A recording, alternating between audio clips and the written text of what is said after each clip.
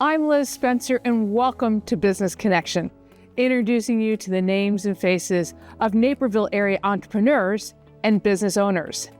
Today, we'll learn more about Four Branches Health Solutions, and we'll welcome Trunnell Insurance Services, but stay tuned for Peterson Health and Wellness, all here on Business Connection.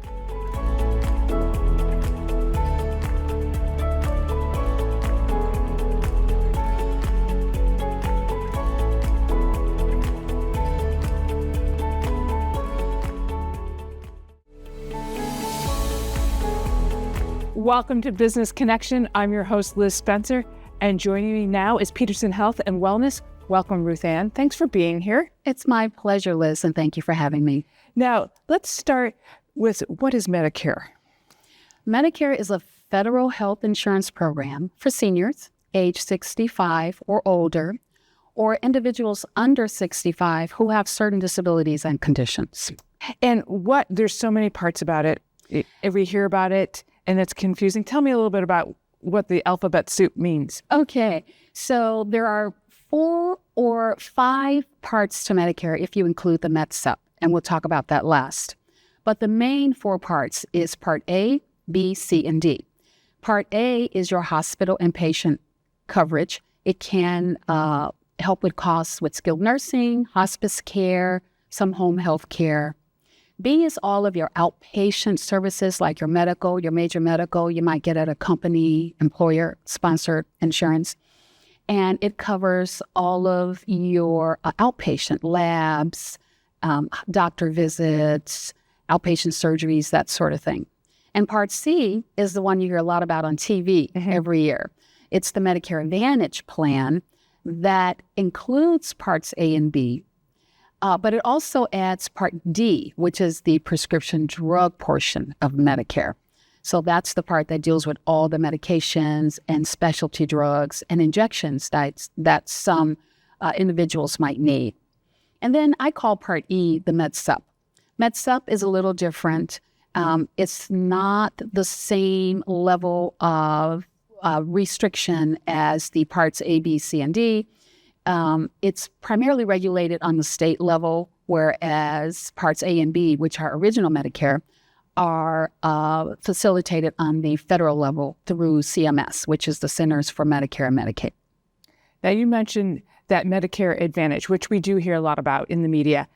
What is the difference between that and the Medicare Supplement Plan?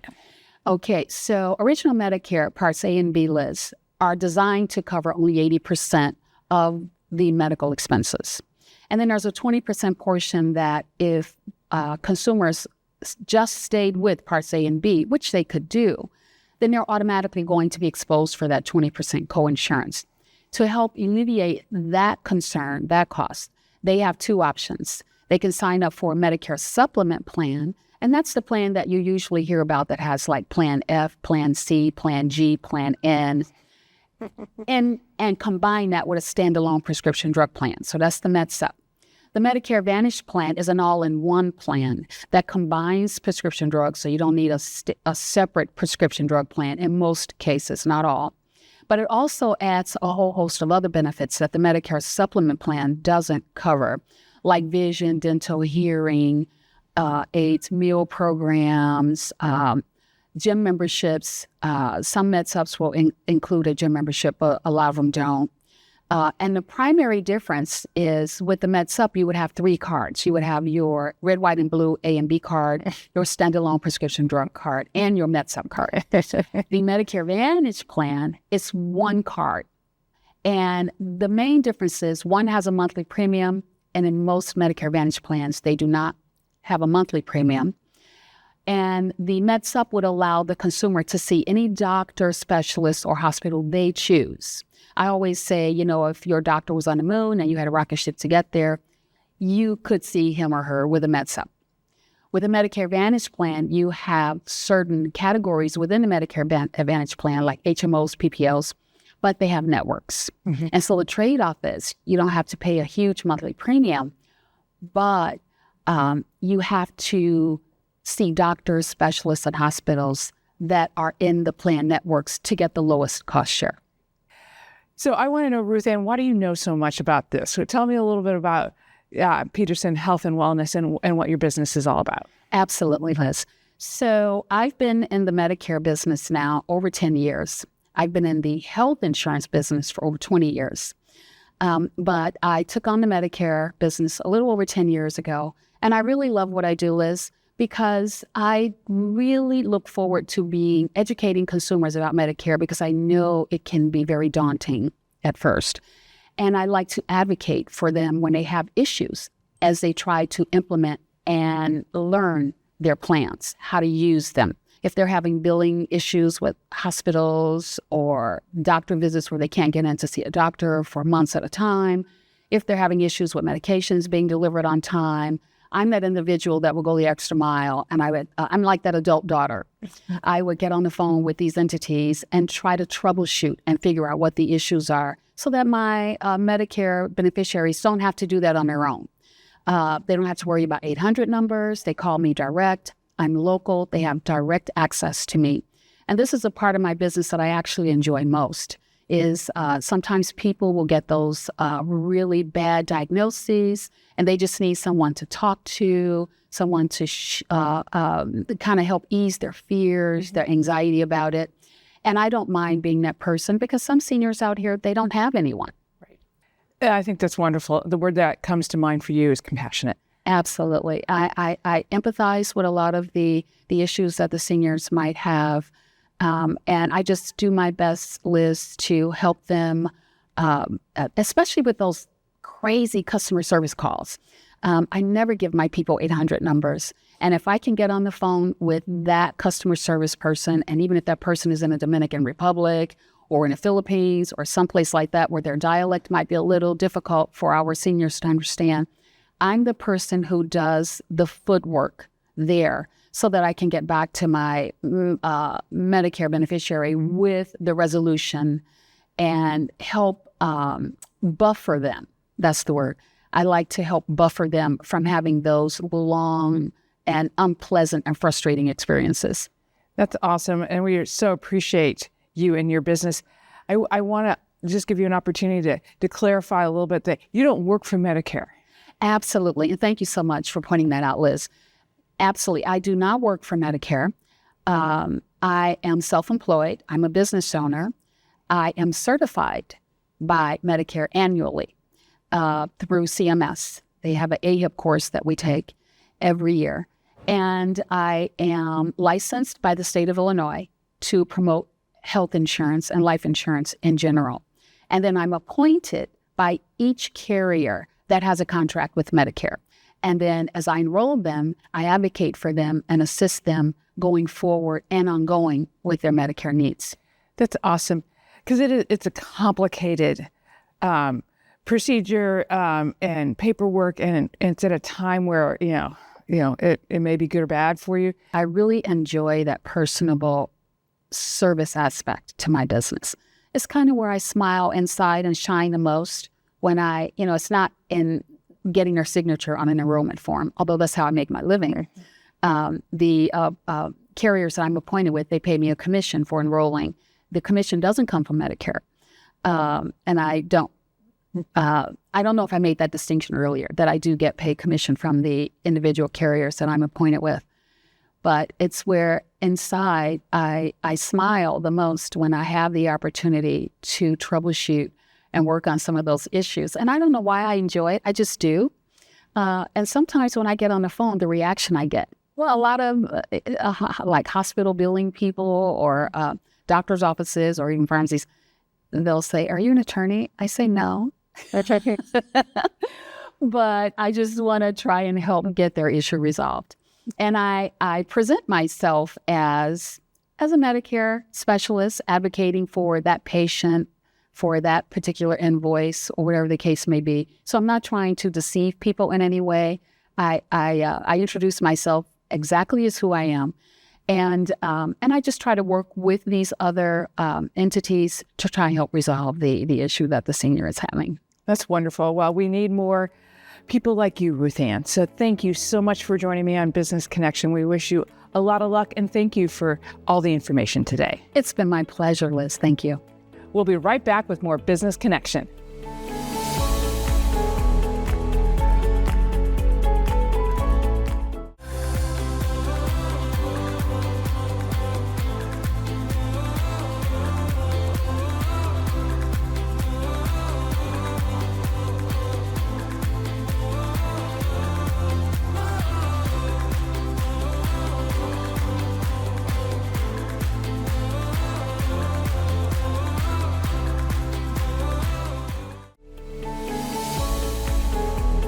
Welcome to Business Connection. I'm Liz Spencer, and in studio now is 4 Branches Health Solutions.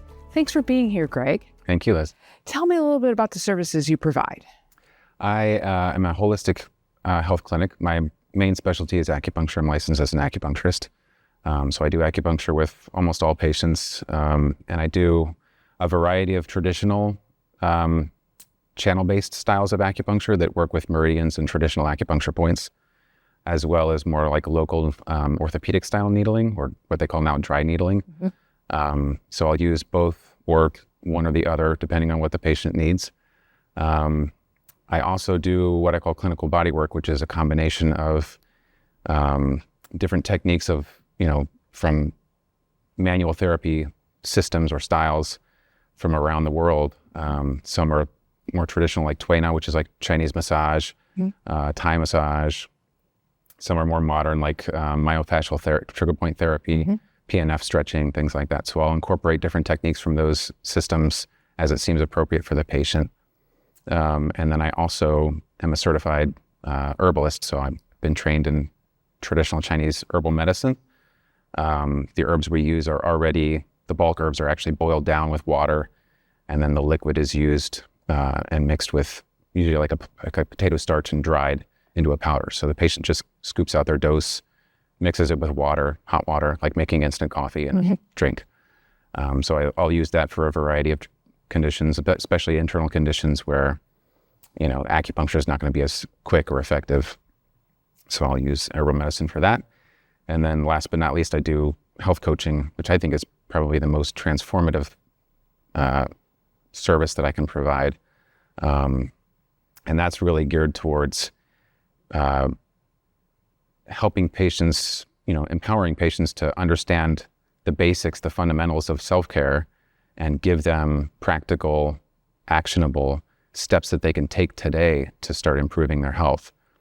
And hopefully give them tools so that they don't have to rely on willpower to do that, because that's where a lot of people end up not being successful, is they make big changes initially, and they're kind of relying on their willpower to get it done, and nobody can do that long term because things come up. It's like tensing a muscle. It only goes so far. So I give them ways of maintaining it a little bit longer and kind of making it more habitual, so that it kind of has its own momentum in their lifestyle, and then they don't have to rely on willpower necessarily to do it. So you make little changes, one thing at a time, and then slowly health improves if you're able to maintain that. So that sounds all wonderful and like something we all need a little bit of. So are there specialties for you that you really enjoy? My main specialty is pain and sports medicine. Okay. That's one that kind of found me, I think, because of the body work that I do, clinical body work. I was well positioned to treat those kind of things. I get good results. And that includes everything from sports injuries to plantar fasciitis, chronic back pain, chronic neck pain, nerve impingements, all that sort of thing. So that's my main specialty. I'm also interested in lung conditions, respiratory rehabilitation, and then digestive issues as well. So. That's awesome. Well, it all works together. We know that. So tell me a little bit about your philosophy as a clinician. My main goal or philosophy as a clinician is to get my patients relief as quickly as possible. That's what they're coming in for. So one of the most important things is getting the diagnosis correct. If you don't have a correct diagnosis, you can't get quick results. One of the things that I'll always do with people is just let the patient tell their story. When I was doing my master's in Chinese medicine, one of my instructors said, I'll paraphrase, something like, if you just let your patients talk and tell their story, they'll give you the diagnosis. And that really spoke to me, and I carried that into my clinical practice, and it served me well. I think 9 times out of 10, if I just let the patient say what they need to say about what's going on with them and listen carefully, at some point they'll say something, usually just one small sentence, and it gets to the heart of their issue. And once I have that little nugget, then the diagnosis becomes easy. It's taking that time too with them, which is correct. Very smart. And they so rarely get that from their doctor and other therapists. So I try to give them that space. The other thing that I'll do is take a multi-pronged approach to treatment. So if you can try to tackle their issue from multiple angles, you're more likely to get quick results. So sometimes that's just using multiple modalities in the same session. So I'll do acupuncture with the clinical body work with people, and some cupping in addition. Or I'll do an acupuncture treatment, but I'll incorporate some breathing exercises with them and give them an herbal formula, right? So I'm coming at it from multiple angles that way. And then a lot of times I'll incorporate the health coaching part of it too into treatment. So they'll have their whatever modality they want, acupuncture or body work, but then I'll give them, maybe some corrective exercises that they can do at home, or counsel them on some kind of, maybe some way that they can tweak a daily activity that's contributing to their symptoms. So I'll approach it that way. And then the third thing that I try to do with people is establish a good referral network with other healthcare providers. My whole years in practice, all my 14, 15 years in practice now, I've been working in high volume clinics with other healthcare providers, and I've had good collaborative work relationships with them and been able to see how they work. And sometimes they have their own connections outside of the clinic too. So I've always had kind of a good network of other healthcare providers to refer out to when I feel like if a patient's just not a good fit for me, or maybe my services are just kind of part of their health journey, right? Mm-hmm. And they finish with me, and then it's time to move on to something else. So I have somebody that I can rely on, that I trust to take them on the rest of that journey. And that's very beneficial for my patients and for their patients that they refer to me. So those are the three strategies that I usually use to get patients quick results. That's awesome. What sets you apart from other providers in your field? And why do we want to try alternative medicine? Let's put those two together, because they kind of go together. I would say one of the things that sets me apart is that combination of doing acupuncture with the clinical body work. I don't know a lot of other acupuncturists. I mean, most acupuncturists are familiar at least with basic, the fundamentals of something like Tui Na.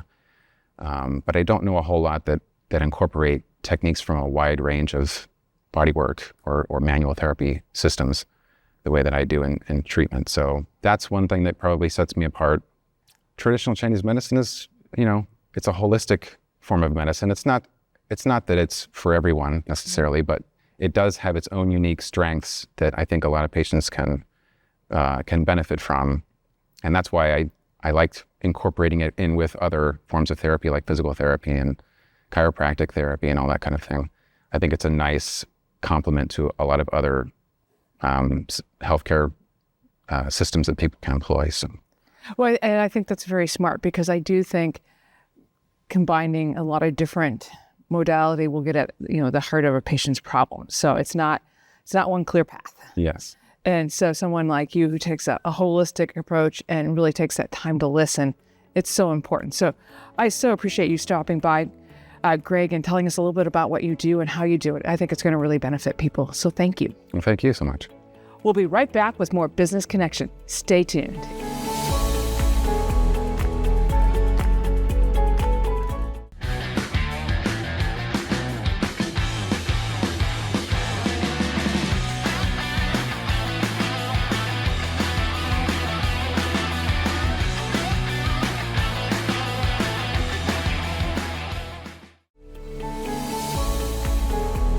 Welcome back to Business Connection. I'm your host, Liz Spencer.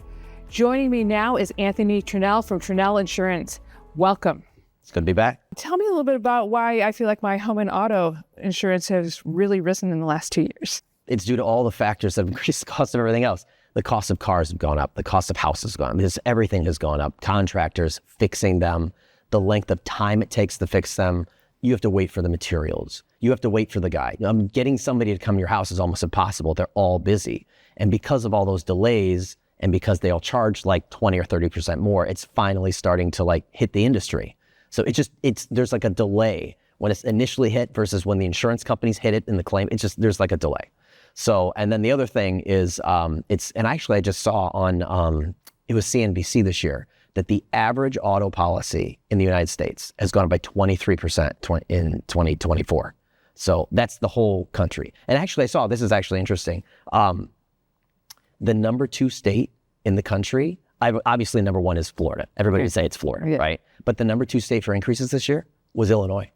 Texas was number 3. Everybody would think we wouldn't be that high, and it's because I think we've been underpriced. We're the most competitive state in the country. The rolling increases, which is what it is, and which we don't necessarily all understand as consumers, but your explanation helped. So that gets us shopping for insurance policies. Yeah. So what's an easy way to shop for insurance policies? And when should we? I think we all think when we get that bill, dang it, I'm going to go shop for insurance policy. But you're right. When you say do it when you get the bill, a lot of people, what they'll do is it'll come in the mail, right? And then they'll look at it and they'll go, okay, I'm going to take care of this, right? And then they don't think about it until like 5 days before it's due. Well, when you're pricing insurance policies, there's something called, a lot of companies do it, there's called an advance quote discount, and there's an advance purchase discount. Like the farther out, and companies can run all these reports, like when you run reports, it knows, like they'll look at your name and your address. They know when you renew, they know which company you're with, they know what your prior liability limits are, they can find your VIN numbers, they can find your driver's license number. All this stuff is publicly, it's all sold, right? Sold by the state companies. But anyway, when I have a couple companies that if they have what's the advance quote discount, I think they give the top at 30 days out. Okay. So if you do the day of, you're missing out on 10 to 15%, versus if you had done it 2 weeks earlier, the rate will literally be 15% less on both the auto and the home. So the pro tip here is if you're thinking about changing insurance policies, the minute you get the bill, do it. Yeah. Do it. Start your shopping, get an idea of what you want to do. And so is that where someone can call over to you and say, hey, I'm thinking about switching, and then you can run those reports and give them some advice? Yes. And we have a lot of new cool tools. Like we've got this new link that we can send you where literally, like I'll text it to you and you'll open it up and it'll say what company you're with. And you'll say, I'm with Progressive. And then it'll say, okay, what's your password and your login? Well, it'll ask you that, but if you're using, most people just have it on their phone. So it just, you look at your phone and it enters it and it shares all your policy information with us like that. It takes 30 seconds. Wow. That's cool. And you get all the information and then it's no skin off your back. Because a lot of people are like, I don't want to go look for them and I don't want to scan them and I don't want to do that. But with technology now, it's amazing how easy it is to share the stuff. Right. And if we decided to make the switch, you guys handle the switch. Yeah, we handle everything. So that makes it easy to. And it's all DocuSign too. Yeah. So once again, I send you an email, you type your name, you hit enter, you do the date and you're done. That's it's awesome. Very easy. That's good. The easier you make it, the more you're going to get people to do it. Yes. Hopefully. This is true. So another question I hear bouncing around a lot is the terrific hurricanes that went through the South. Does that impact us here in Illinois, or how does that impact insurance across the country in general?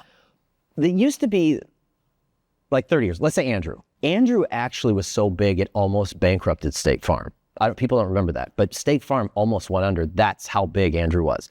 So at that point, what almost every company did was they split Florida out of their corporation. So I'll use State Farm for examples. There's State Farm for like the United States, and then there's State Farm Florida. Most companies are like that because they're trying to keep the losses, away from hurting the rest of the company. The problem is now with with Helene and that hit Georgia, that hit the Carolinas, and it just kind of did damage all the way up. So does that impacts them down there? Does it impact us here? Not so much. Their statistics are so good that they can kind of quantify their losses in a per zip code area. The problem is we keep having, and no one wants to talk about this, well, no one wants to admit it, but we have more tornadoes now. We have more hailstorms. I mean, it won't rain, nothing will happen, we'll be dry, and then all of a sudden some line of storms will come through and it'll do a ton of damage. Yes. So that's what's affecting us. Our weather's getting a little more sporadic, and we're seeing tons of hail. It's all wind and hail right now. Right. Well, right. It's all severe weather, and we're all getting more severe weather. Yes. It's whether you're south, north, east, or west. Is the commercial market as stressed out as the home and auto? Well, actually it's weird. Right now, no. Okay. But that's good news.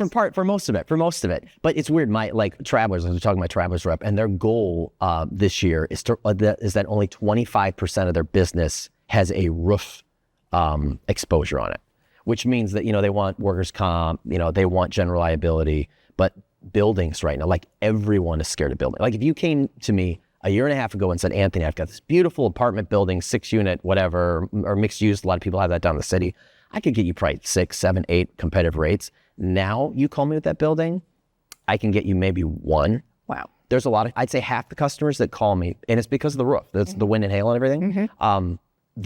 I can't even give a price. A lot of companies that won't even write it right now. So that's the problem. Anything with a roof on it is the problem. Well, that kind of, there's a lot of things with a roof. So Yes, there's a lot. There's a lot of things. So what should somebody think about if they're in a auto accident or if there's a home claim? What are some of the basics to-dos for us? My biggest thing is you don't need to react immediately. I get this all the time. My cell phone blows up on the weekends and everything because if you, in most insurance cards, right, that you have, says all your information up front, and you flip it over and it says, in the event of an accident, do this. Yeah. And it's like, call the police, blah, blah, blah, and then call your insurance company.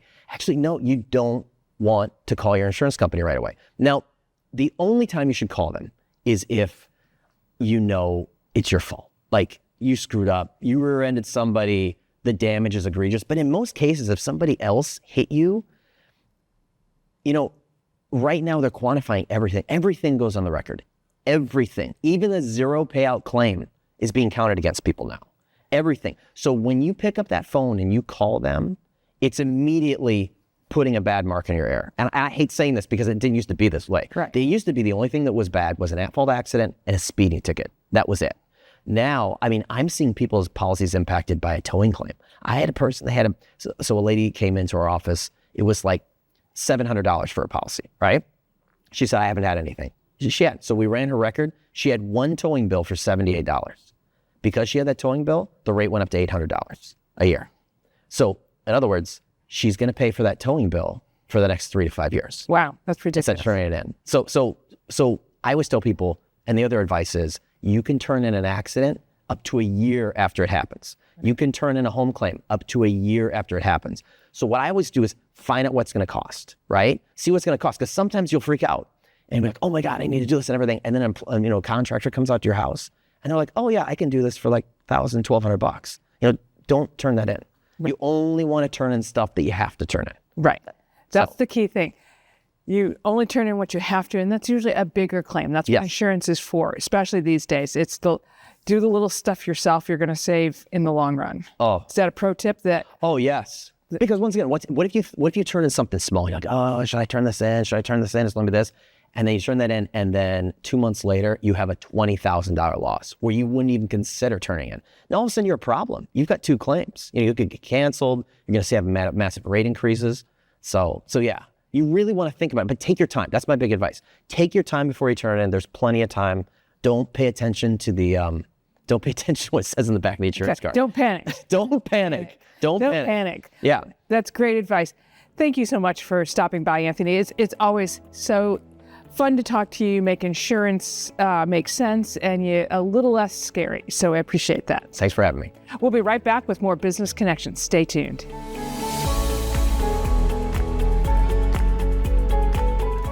If you're interested in a television appearance on Business Connection as a way to reach out to your community or to gain exposure for your company, please visit our website to find out more. I'm Liz Spencer, and thank you for watching Business Connection.